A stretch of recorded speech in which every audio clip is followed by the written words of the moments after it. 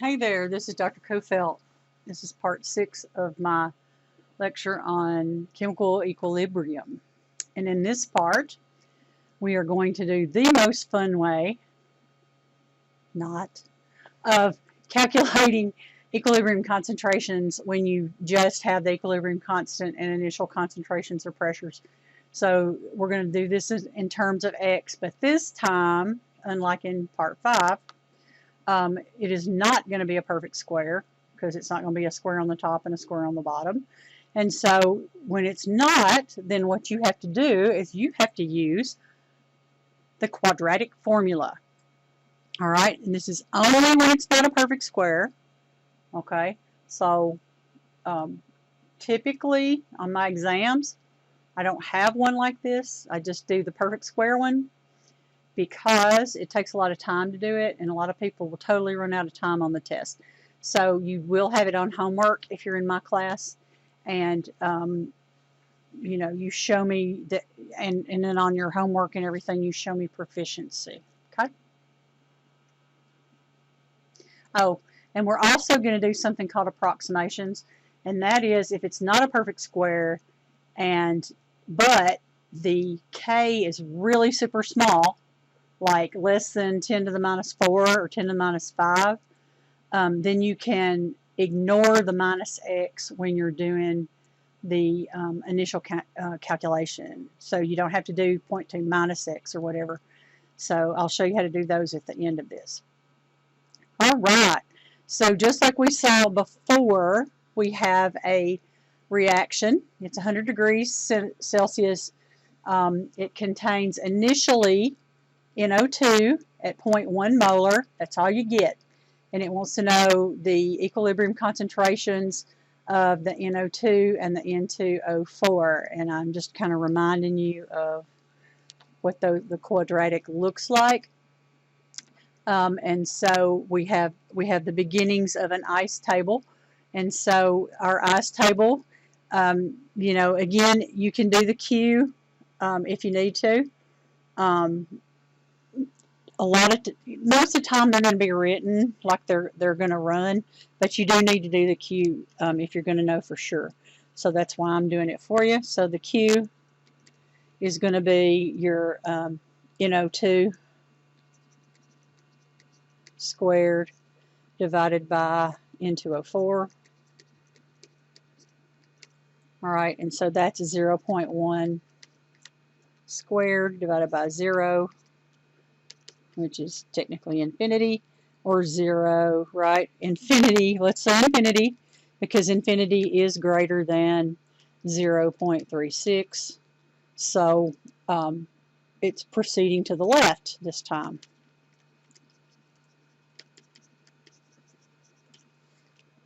Okay, so what that means is that since it's proceeding to the left, what that's telling you is that this is the one that goes up and this is the one that goes down.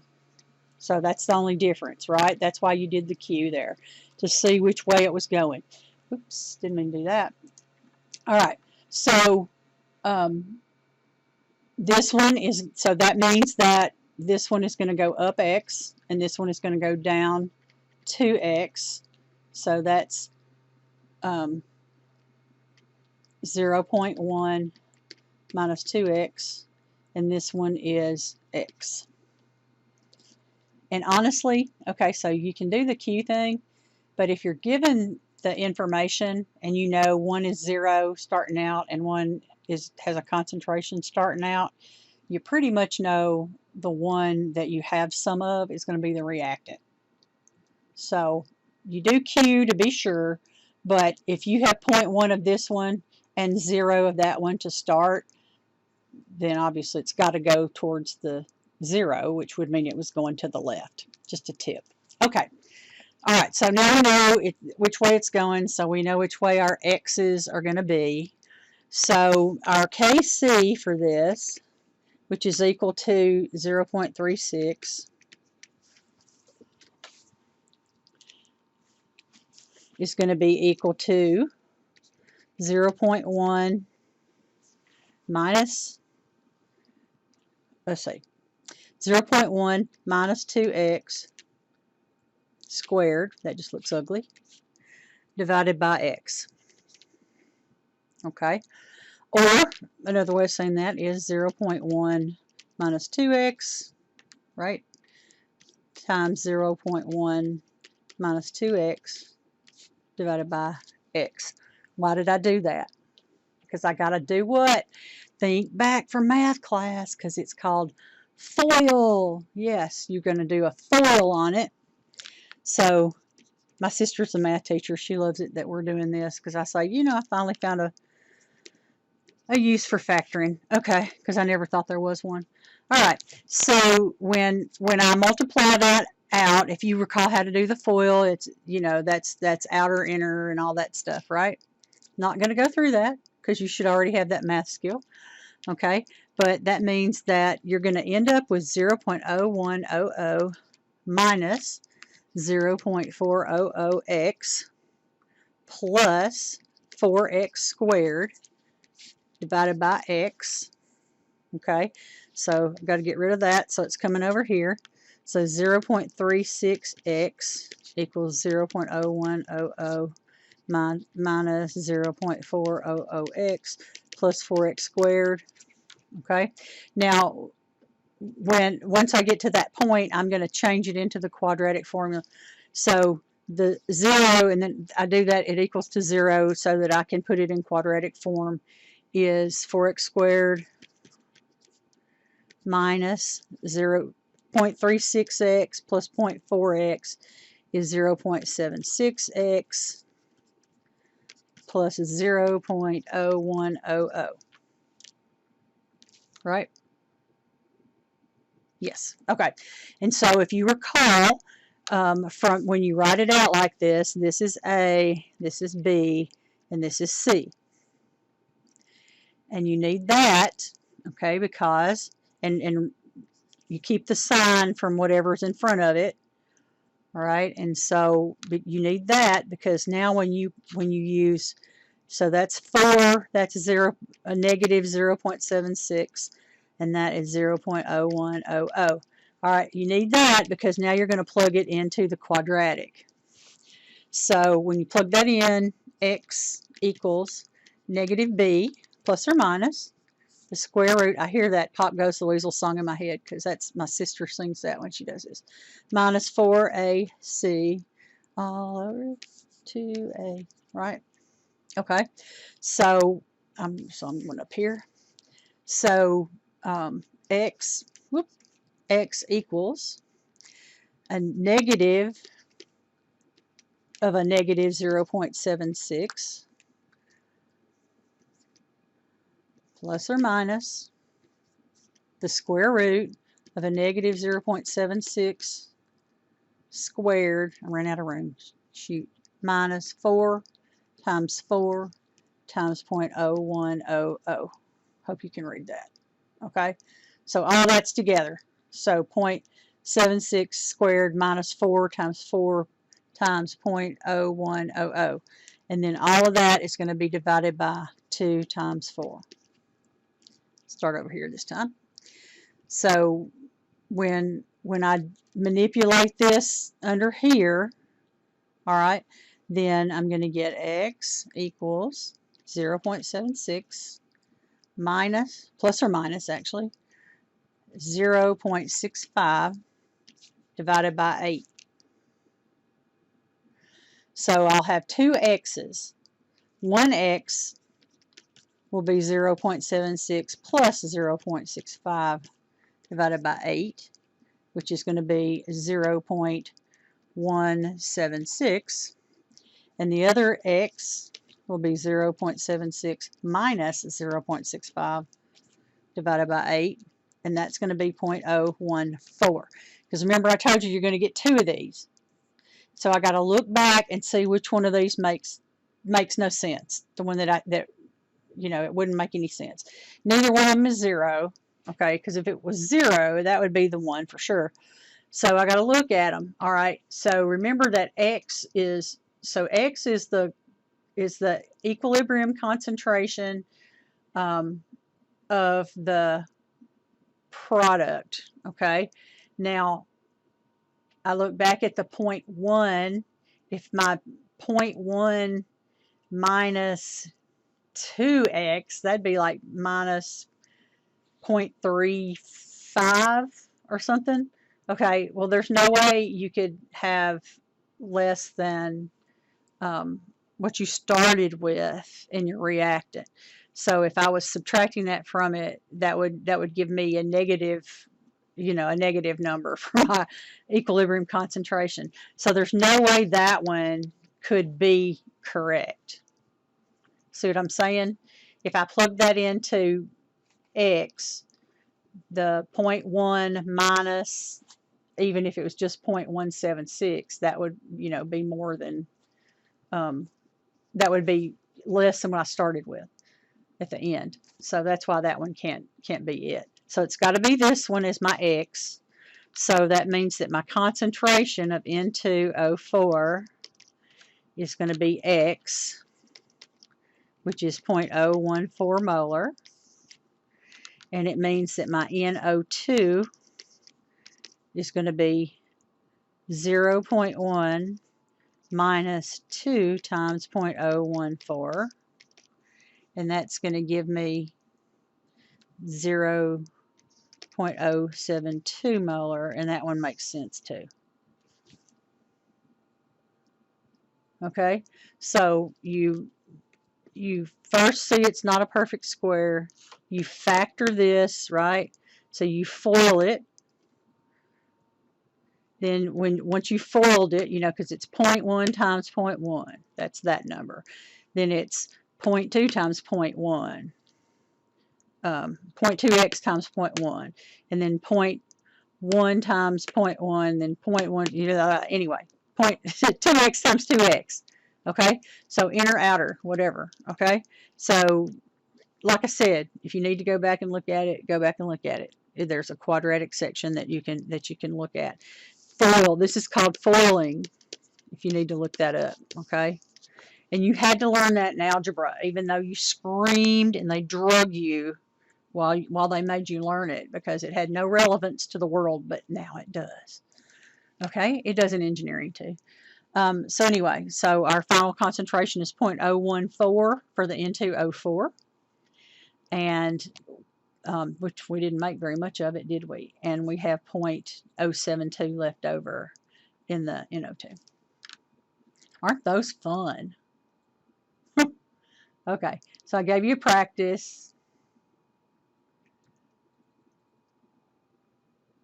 Okay, here's your practice, and it's like the concentrations change because we changed the temperature. And there's another practice. Okay. All right, so sometimes it saves us if our K is, oh wait, before I do that, sorry. This one is the same kind of problem, except you're using KP instead of so instead of molarity, you're using the atmospheres. And I'm going to look at this one, and I'll tell you what, you can look at one and tell if the concentrations of these two are the same and you've got two of the product, it's going to be a perfect square. Okay, because it's going to be, the reactants are going to be squared and the product is going to be squared because it has the coefficient. So I'm going to do my ICE table for this. So ICE. All right, and so I have I2 and Cl2 and ICI, and I have two of those, one of those, and one of those. All right, and so these two are 0.1 initially, so that one's 0. All right, so I know which way it's going to go, right? Okay, it's got to go to the right because that's the one that I don't have any of, so that's what I'm making. All right, then I don't know what the change is, so I know, since I know it's going to the right, and you got that right, because if you have 0 to start with this one, that's got to be the way it goes. All right, so then that means that's minus x, and this has got 2 moles, so that's plus 2x. So 0.100 minus x, 0.100 minus x, and 2x.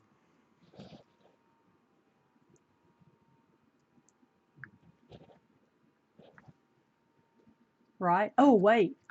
I already had some of this. My bad.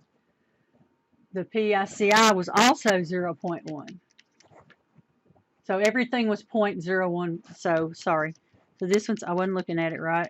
It's minus 2x, plus 2x, sorry. Okay, sorry.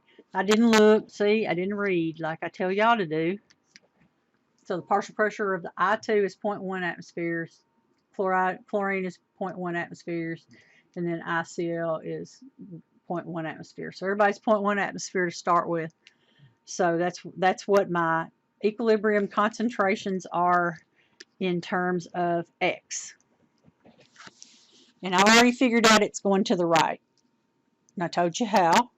So if you missed that, go back and review it, because then you don't have to do the Q calculation. You can. Okay, you can. All right, so I'm 2 Kp equals partial pressure. I'll write it like they tell you to. Ci squared divided by partial pressure of I2 times partial pressure of Cl2, which is going to give me 0.1 plus 2x squared divided by, and those are both the same, so divided by 0.100 minus x squared. So since they're square on top and square on bottom, they are a perfect square, and that's equal to 81.9. Okay, so the square root of 81.9 is equal to 0. I'm just taking the square both sides, right? Is equal to 0.1 plus 2x divided by 0.1 minus x. All right, so I got to get rid of this on the bottom. So the square root of 81.9 times 0.1 minus the square root of 81.9 minus x, sorry, is equal to 0.1 plus 2x. All right, so I need to combine like terms. So I want all my x's on one side and I want all my numbers on the other side. So the square root of 81.9 times 0.1 minus 0.1, took that from that side, equals, and that one's going over there, equals 2x plus, because that was a negative, so the sign changed, square root of 81.9 times x. So 0.905 minus 0.1 is equal to 2x plus 9.05x.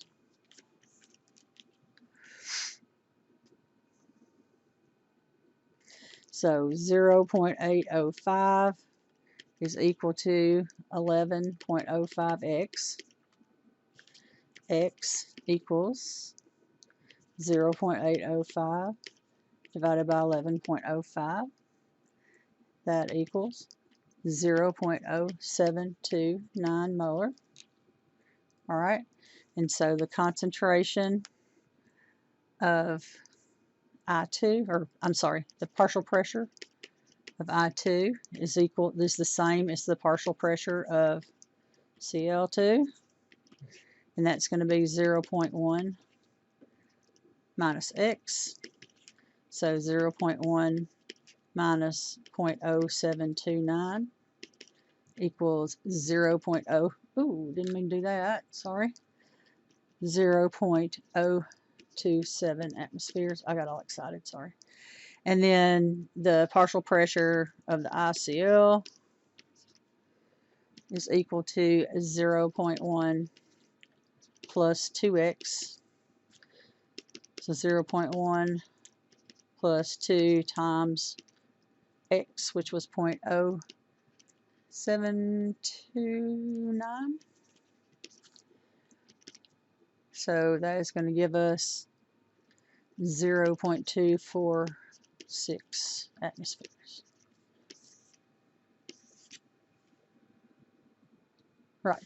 So the partial pressure of the iodine and the Cl2 is going to be 0.027 atmospheres, and the PiCl is going to be 0.246 atmospheres.